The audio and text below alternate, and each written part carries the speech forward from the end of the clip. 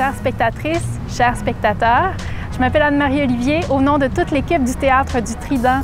Ça me fait extrêmement plaisir de vous dévoiler enfin cette 50e saison du Théâtre du Trident, cette saison anniversaire qu'on avait pensé avec de grands spectacles à grand déploiement. Ça faisait 3 ans qu'on construisait cette saison avec plein de gens sur scène, plein de gens dans la salle. Malheureusement, comme vous le savez déjà, c'est impossible.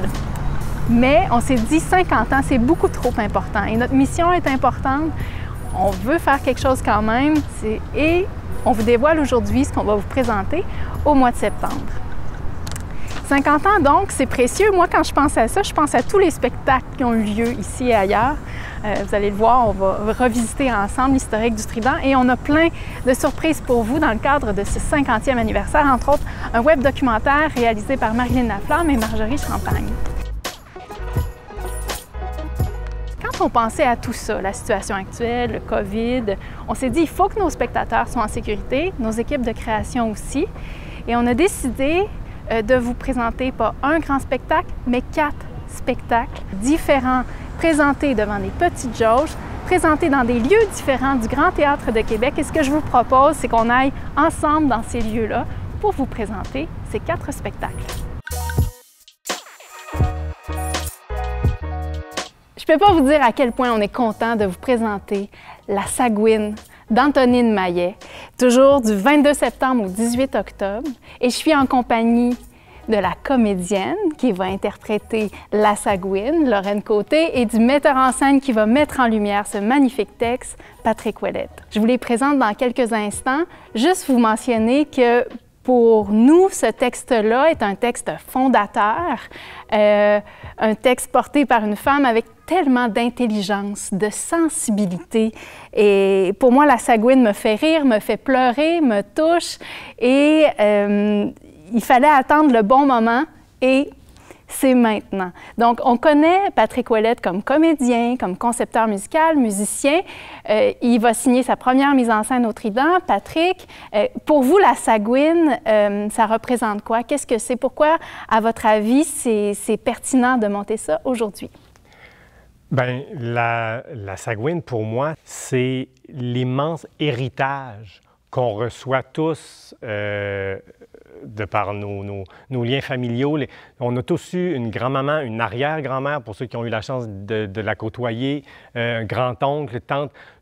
C'est ce legs-là qu'on a reçu, qu'on reconnaît à travers la parole de cette Sagouine-là, puis qui est toujours touchant, de se remémorer. On n'arrête pas de se faire des citations, de se dire « Ah oui, moi j'avais un oncle, j'avais cette grand-mère-là qui m'a dit ça, ça m'a marqué ». Et le personnage de la Sagouine est une espèce d'hommage et de legs de tout cet héritage oral-là qu'on oublie, qui devient inconscient puis qui revient avec cette force-là d'écriture. Donc, pour vous, ça nous dit d'où on vient. Oui. C'est vraiment un texte fondateur qui nous dit par quoi nos ancêtres sont passés et qu'est-ce qui nous forge, en fait. Oui, puis comme le dit l'histoire, ça nous dit d'où on vient et ça nous révèle à coup de rire, à coup de pleurs, puis à coup de révélation. Ça nous dit où on va aussi. Pour vous, c'est très actuel. Oui, oui, oui. C'est pas n'importe qui peut jouer ça. On est si content d'accueillir Lorraine Côté. Lorraine, j'aimerais ça que vous nous parliez un peu de ce que ça vous fait, ce texte-là, et puis peut-être nous faire un petit extrait que vous aimez particulièrement. Oui. Bien, d'abord, c'est un honneur de jouer ça parce que c'est un texte immense et à le travailler, à le lire et le relire, puis à en parler avec Patrick, ça me fait, on dirait que j'en vois encore plus la richesse et la grandeur. C'est vraiment un honneur. Faut pas oublier qu'Antonine Maillet, c'est quand même un trésor national, puis elle est encore là parmi nous. Donc, tout ce qu'elle a écrit, c'est quelque chose qui est encore en nous, comme disait Patrick. C'est dans nos gènes. Moi, je lis ça, là, puis j'entends ma mère, j'entends mon oncle Oscar, j'entends mes tantes, j'entends... C'est extraordinaire. C'est beaucoup plus proche de nous qu'on le croit. Et puis, ça parle d'identité. Et l'identité, c'est quelque chose qui est toujours en... C'est une quête constante. Ça évolue toujours. Ça parle aussi d'amour. Oui. de filiation, de notre lien au territoire, de notre lien à la propriété, de comment on se forge quand on n'a pas beaucoup de moyens et du sens de la vie.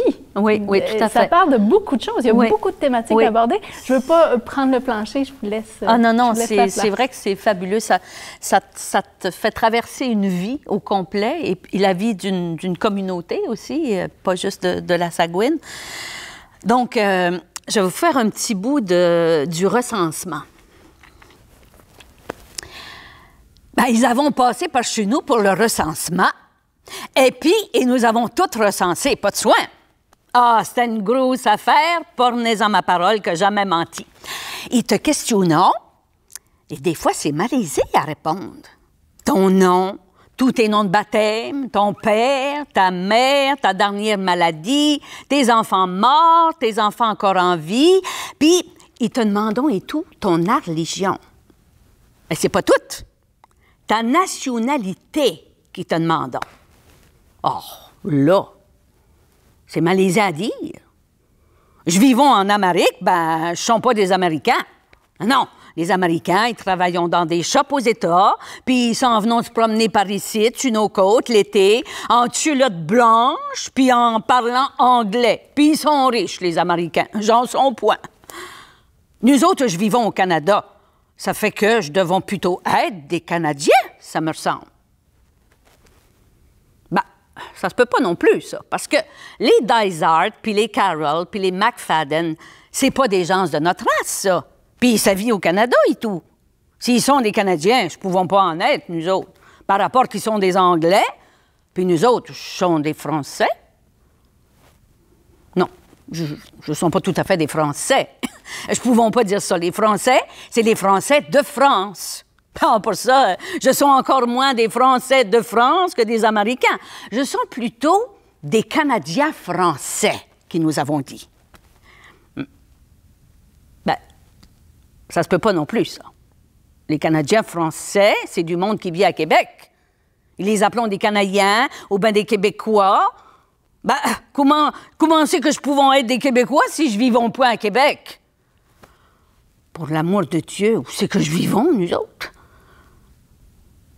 En Acadie. Ça fait que j'avais entrepris de répondre à leurs questions de nationalité comme ça. Des Acadiens, que je leur avais dit. Ça, je suis sûre d'une chose, c'est que je suis les seuls à porter ce nom-là. Ben, ils n'avaient point voulu écrire ce mot-là dans leur liste, les encenseux, parce qu'ils avaient eu pour leur dire que l'Acadie, c'est point un pays, ça. Puis un Acadien, c'est point une nationalité, par rapport que c'est pas écrit dans les livres de géographie. Eh ben, après ça, je ne savions plus quoi trouver. Je leur avais dit de nous bailler la nationalité qu'ils voudrions. Ça fait que je crois que nous avons placé parmi les Micmacs. Merci beaucoup, Lorraine Côté. Donc, c'est La Sagouine d'Antonine Maillet qui est présentée à la salle Octave Crémazie à 20h. Mise en scène par Patrick Ouellette, assistance mise en scène Catherine Simard. C'est joué par Lorraine Côté. Elle sera accompagnée de Stéphane Caron à l'accompagnement musical, on va le nommer comme ça. Scénographie, décor et costumes, Van Watton et Geneviève Tremblay. Geneviève Tremblay a fait le montage du texte. Les lumières seront signées par Nico Desmeules. On a très, très hâte de vous présenter ça.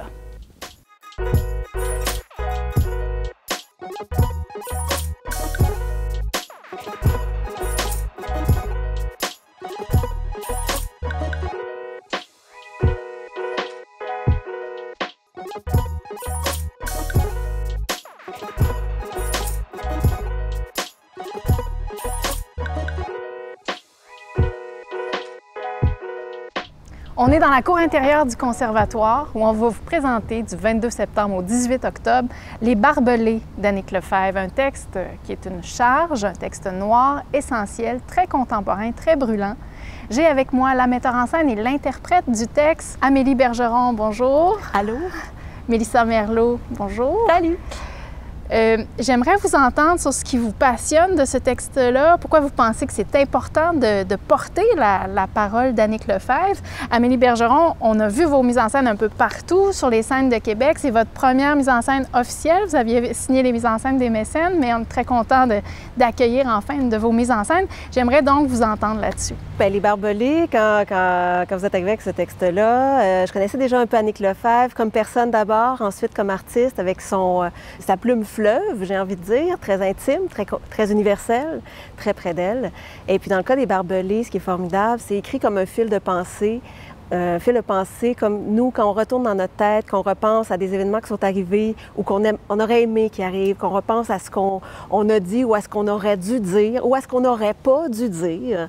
À toutes ces choses-là, quand on se refait des scénarios, quand on remâche les choses, il faut arriver finalement à se dire peut-être qu'il n'y en a pas de bonne solution dans tout ça. Bref, c'est un texte qui, je pense, va parler à énormément de personnes parce que j'ai l'impression qu'on a pas mal tous ces mécanismes-là. Il y a énormément de références à l'actualité. On ne pourra pas rester indifférent à cette parole-là. L'écriture d'Annick Lefebvre, c'est une écriture qui ne nous laisse pas indemnes. Mélissa Merlot, vous disiez entre autres que c'est un texte qui parle de nos biais inconscients. Vous, qu'est-ce qui vous touche dans cette parole-là? Bien, d'abord, je me permets de vous représenter parce que notre public vous connaît. Vous avez joué, entre autres, dans Roméo et Juliette, dans Le Songe d'une d'été, dans plusieurs spectacles partout à Québec. Et là, vous portez ce défi-là, de porter cette parole immense-là aux gens, de l'avoir au complet. C'est comme un saut de l'ange, en fait. Mais je voulais vous entendre, premièrement, ce que vous aimez de ce texte-là et peut-être nous partager une des répliques qui vous touchent particulièrement. Ce qui m'a frappée, c'est à quel point, c'est ça, c'est que j'avais l'impression que c'est tous nos biais, peu importe qu'on soit d'un avis ou d'un autre, c'est tous nos biais inconscients auxquels on n'échappe pas. Tu sais, on a beau être avec toute la bonne foi du monde, on n'échappe pas à nos biais qui sont profondément ancrés finalement. Puis il y a quelque chose de très angoissant pour moi là-dedans, là, qui vient vraiment me chercher. Puis il y a des parties dans le texte qui font appel beaucoup à ma culpabilité de citoyenne, là, ou ma culpabilité d'être dans un endroit qui vit pas de guerre, qui est privilégié. Tu sais, j'ai pas trop de choses trop graves à gérer dans ma vie. Tu sais, puis il y a comme une part de culpabilité là-dedans ou de hypersensibilité là, par rapport à ça. J'ai l'impression que ça met beaucoup en lumière toutes nos contradictions, pour bonifier ce que tu es en train de dire. Ouais. C'est comme s'il y a aussi des parties dans le texte qui font que je vais extrêmement juger ce qui est dit aussi, là. Je vais juger telle affaire, puis 3 secondes plus tard, elle va parler de quelque chose qui me rejoint complètement puis qui peut être moi, donc je vais me juger aussi moi-même. C'est assez rock'n'roll. Hein? C'est très rock'n'roll. Le dire au public, il faut vouloir embarquer dans cette charge-là. Il faut aimer la parole contemporaine. Et si vous aimez ça, vous allez vous délecter. Mélissa, est-ce que vous voulez nous partager une réplique du texte? C'est un petit bout de la 3e partie qui dit... la photo du petit Elan mort sur la plage, c'était quelle plage déjà? C'était quelle guerre déjà? C'était quelle spirale sociopolitique qui avale tout déjà? Finalement, on s'en fout de ces détails-là. Ce qui nous importe, c'est qu'on ait retenu notre souffle en voyant cette image. C'est que ça nous ait pincé le cœur, que ça me l'ait ravagé, que mon cœur ait fait plusieurs tours sur lui-même en étant exposé à cette image. Moi, ça vient vraiment me chercher, ça. Merci pour ce partage-là. Vous voyez déjà à quel point Annick Lefebvre lance ses flèches directement dans la cible. C'est donc Les Barbelés d'Annick Lefebvre, la mise en scène Amélie Bergeron, le jeu, bien sûr, on l'a dit, Mélissa Merlot. Amélie est assistée par Auréliane Massé. Le mouvement, Jean-François Dioug va venir conseiller notre équipe. La scénographie est signée Marianne Lebel, l'environnement sonore Vincent Roy, les lumières Kevin Dubois. Et puis, c'est un spectacle dans la cour intérieure du conservatoire, donc il faut vous habiller chaudement parce qu'il va faire frais. Voilà, à 20h du 22 septembre au 18 octobre. Merci beaucoup.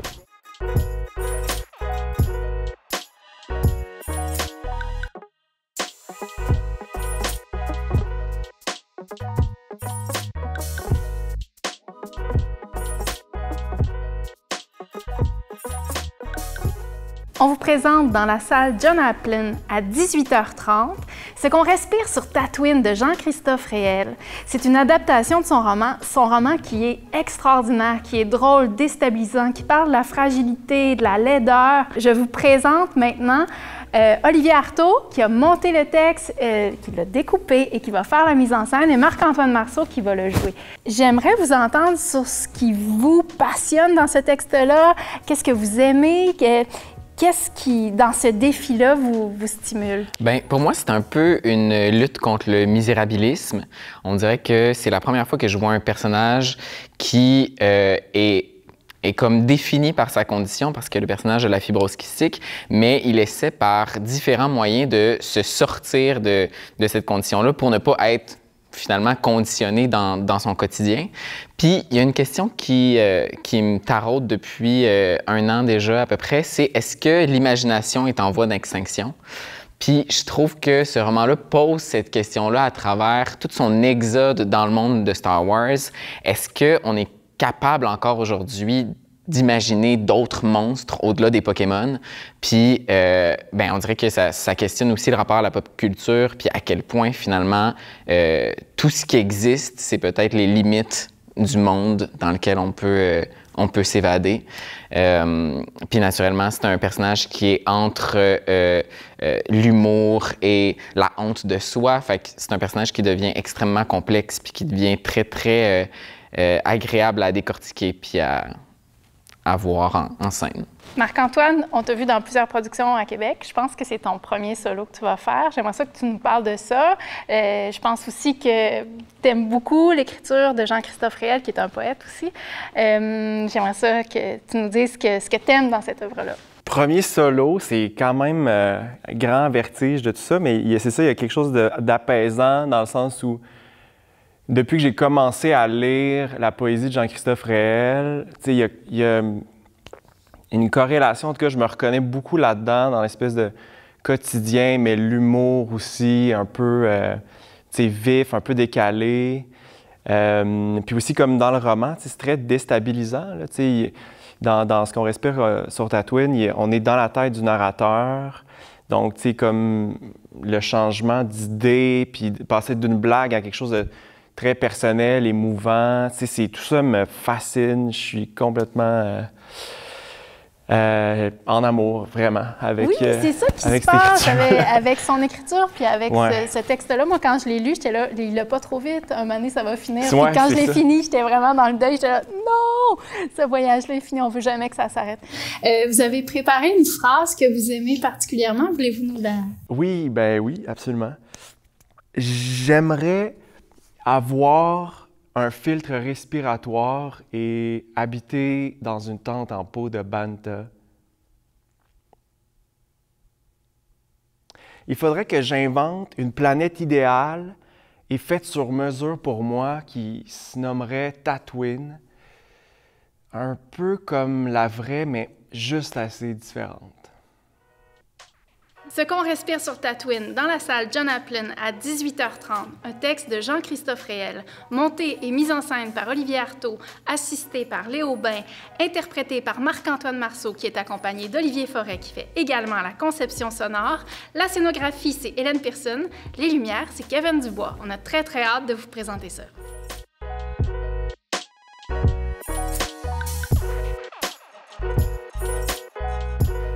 On est derrière la scène Octave Crémazie. Sur la scène, ici, on vous présente Exercice de style de Raymond Queneau.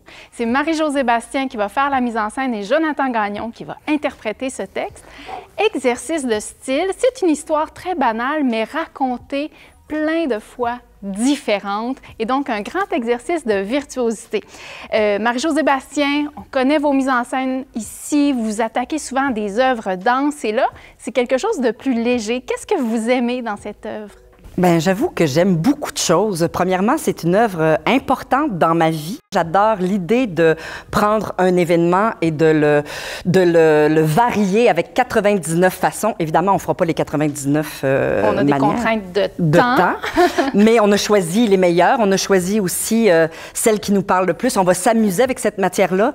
Je montre rarement des comédies et je suis quand même quelqu'un d'assez, je dirais comique, non, pas comique, mais j'aime la légèreté, j'aime la vie et j'aime surtout le théâtre. En ce moment, Ce que je trouve, on dirait que je pourrais pleurer, mais je pleurerai pas, de renouer avec les spectateurs, je trouve ça extraordinaire. On a besoin de ça, on a besoin de repartir cette relation-là. Et je réalise un certain fantasme de faire quelque chose sur la scène d'Octave Crémazie. J'ai toujours rêvé en tant que comédienne de faire quelque chose dans un petit lieu avec une proximité avec le spectateur. Si vous permettez, proximité avec l'incroyable Jonathan Gagnon. Jonathan, les spectateurs vous connaissent et vous avez, c'est pas votre premier solo, vous avez déjà joué un solo. Qu'est-ce que ça demande pour un acteur de se lancer dans le vide comme ça? Puis est-ce que vous avez hâte de vous attaquer à ce grand classique? Oui, j'ai hâte. Moi, ce que j'aime avec le solo, j'en ai fait un extraordinaire il y a 2 ans, premier acte. Ce que j'aime dans le solo, c'est le vertige que ça procure. C'est un saut dans le vide assez extraordinaire. C'est assez euphorisant d'adrénaline là, comme expérience. Le contact avec le public, bien, il est assez direct. On est ensemble tous les deux. On partage les hauts et les bas. Des fois, il peut arriver des trucs. On se débrouille, on se lance, puis on s'amuse. Là. Puis que nous, ben moi, je l'avais lu au conservatoire. C'est une œuvre, tu sais, c'est un carré de sable pour les acteurs, là, tu sais, vous parliez de virtuosité, bien, ça aussi, c'est un beau vertige. Est-ce que cette virtuosité sera au rendez-vous? Bien entendu! J'en suis sûre, parce que j'ai tellement hâte de faire du théâtre! Merci. Je vous présente l'équipe. Il y a Sébastien Dionne à la scénographie. Marie-Josée, tu m'aideras. Il y a Steve Hamel qui va accompagner sur scène Jonathan Gagnon. Steve Hamel, le percussionniste et qui fait la conception sonore. Nico Desmeules aux éclairages. Christian Garon va vous assister. Marie-Josée. Et, mon Dieu, on a tellement hâte de vous présenter ça. Et on a tellement hâte de vous voir. Voilà.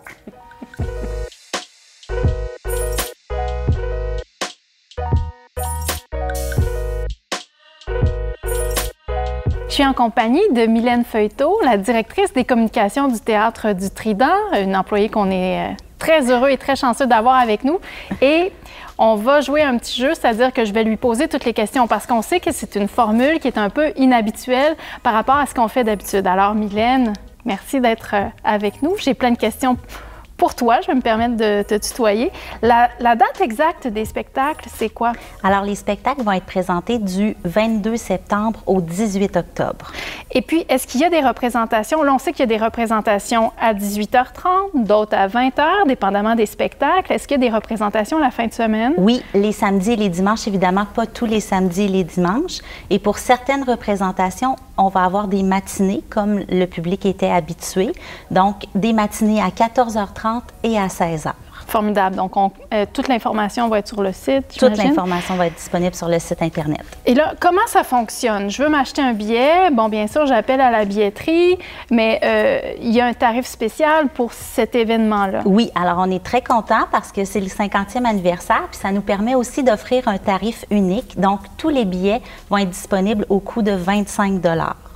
Donc, chaque spectacle coûte 25 $. Oui. Si jamais, moi, je suis très affamée ou très assoiffée, je peux me faire un programme double, aller voir un spectacle à 18h30 et un autre à 20h. Tout à fait. Les deux sont à 25 $. Les deux sont à 25 $. Et puis, est-ce que nos abonnés ont des privilèges? On a réservé une surprise pour nos abonnés de la saison 2019-2020. Alors, les sièges vont être vendus en admission générale. Donc, ils ne peuvent pas conserver les sièges qu'ils auraient habituellement. Par contre, on leur offre une pré-vente de 48 heures. Donc, à partir de ce soir jusqu'à mercredi 19 août midi, ils vont pouvoir se procurer les billets en priorité. Et ensuite, ce sera une vente tout public à partir de mercredi 19 août midi. Puis, on va juste expliquer pourquoi on ne peut pas avoir les sièges. Premièrement, c'est parce que les jauges sont différentes dépendamment des salles et pour des raisons covidiennes. Je m'approprie ce qualificatif. Ça dépend qui a réservé, combien Donc, si une même famille veut réserver 3 sièges, c'est possible et on va ajuster les sièges. Oui, on va ajuster en fonction des ménages et du nombre de personnes par ménage qui achètent des billets.